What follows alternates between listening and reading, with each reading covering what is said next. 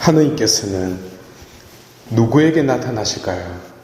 아니 계신 데 없이 어디에나 계시지만 당신은 스스로를 감추시는 분.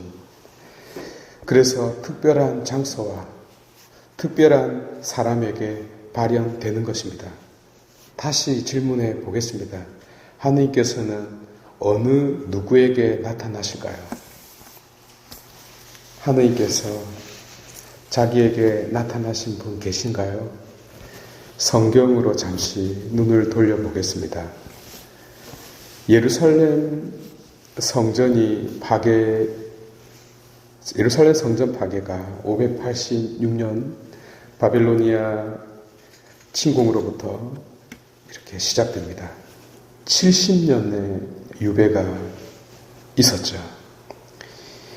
20년 정도 남겨둔 536년 성전 재건이 시작됩니다. 그리고 20년 뒤, 정확하게 70년 뒤에 516년 완공이 되죠. 1차, 2차 바빌론 포로들이 이렇게 귀환하게 됩니다.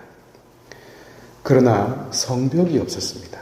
성벽이 없다는 것은 적군을 막을 수 없다는 뜻이고, 성전이 건립되더라도 언제 파괴될지 모르는 불안 속에 지내야 한다는 것을 의미하죠. 이 성전 재건 후 BC 445년 10월 딱 이때쯤이네요. 성벽이 재건이 됩니다. 140년이 걸렸습니다. 140년이면 성전 파괴가 된 지 거의 3세대가 지나도록 성전이 없었다는 뜻이고, 6세대가 지나도록 이스라엘은 성벽 없이 살았다는 것을 뜻합니다. 오늘 시편이 눈물로 노래를 부르고 있듯 누구보다도 이스라엘을 사랑했던 느헤미야는 삶의 모든 의욕을 다 잃어버렸습니다. 밥맛도 없고요. 소고기가 아니면 밥이 넘어가지 않았습니다. 그런데 이 친구가 장사였습니다. 술에 대한 천하장사요. 그런데 이 당시 임금님도 술을 매우 잘 먹었네요. 둘이 술 친구였습니다. 임금과 술을 마시는 사람은 우리가 그 최고 상궁이라고 부르는 사람이 먼저 이렇게 음식에 독이 있는지 이렇게 맛을 보지 않습니까? 술도 마찬가지입니다. 그러니까 절대적 신뢰가 없이는 가까이 둘 수 없는 사람이죠. 그러니까 너무나도 가까웠다는 것을 알 수 있죠. 어느 날 왕이 보니 느헤미야의 얼굴이 매우 슬퍼 보였습니다. 이유는 아시안 게임 때문에 연인 드라마 방영이 늦어지고 있기 때문이었는데요. 왕은 다른 이유가 있는 줄 알고 찾기 시작합니다. 그래서 왕이 느헤미야의 마음속 슬픔을 말해보라고 합니다. 이때다 싶어서 느헤미야는 지금까지 가슴속에 담겨둔 그 마지막 진솔한 말을 꺼냅니다. 이 순간을 위해서 술을 얼마나 마셨습니까? 이런 노래가 있습니다. 맨날 술이야, 날마다 술이야, 매일 술이야, 대낮부터 술이야, 밤마다 술이야, 아침부터 술이야, 저녁까지 술이야, 1년 내내 술이야, 죽을 때까지 술이야. 이런 노래가 있어요. 이렇게 느헤미야가 술을 잘 마실 수 있도록 하느님은 그의 몸을 튼튼한 천하장사로 만들어 주었습니다. 그는 시대를 기다릴 줄 알았고 징표를 읽을 줄 알았으며 위험을 감수할 줄 알았습니다.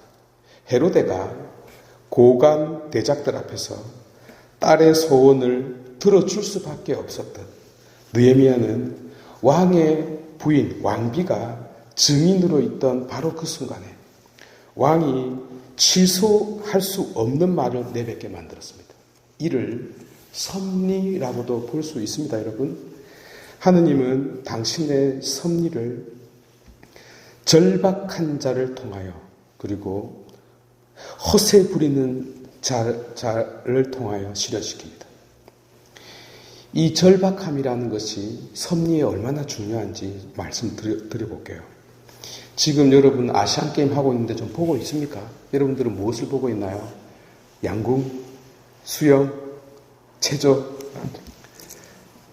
저는 바둑을 보고 있습니다. 요즘 참 좋은 게 뭐냐면 옛날에는 뭐 보고 있어요? 바둑 보고 있다 하면 이렇게 보는데 지금은 뭐 보고 있어요? 그러면 아시안게임 보고 있어요. 이 아시안게임에 이 대만의 시아홍이라는 35위 하는 대만의 프로 기사가 있어요. 이 친구가 금메달을 땄습니다. 바둑에서는 이 최고 잘 두는 1, 2, 3위를 이길 수가 없어요.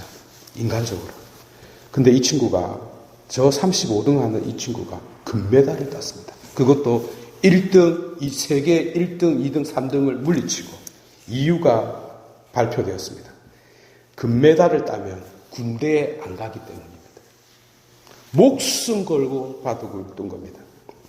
또 우리나라에도 신민준이라는 프로기사가 있어요. 이 친구는 절박함이 없어요. 집도 잘 살고 그냥 할 수 있는데도 그냥 돌 던져봅니다. 그런데 이번에 금메달을 못 따면 그 군대 가야 합니다.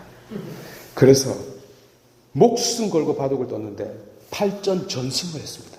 그것도 중국의 1위, 거의 세계 1위를 불가능한 상태에서 이겼습니다. 군대 가야 되니까 이렇게 무서운 겁니다, 여러분. 실력 있는 놈과 절박한 놈이 붙으면 누가 이길까요? 절박한 놈이 이깁니다.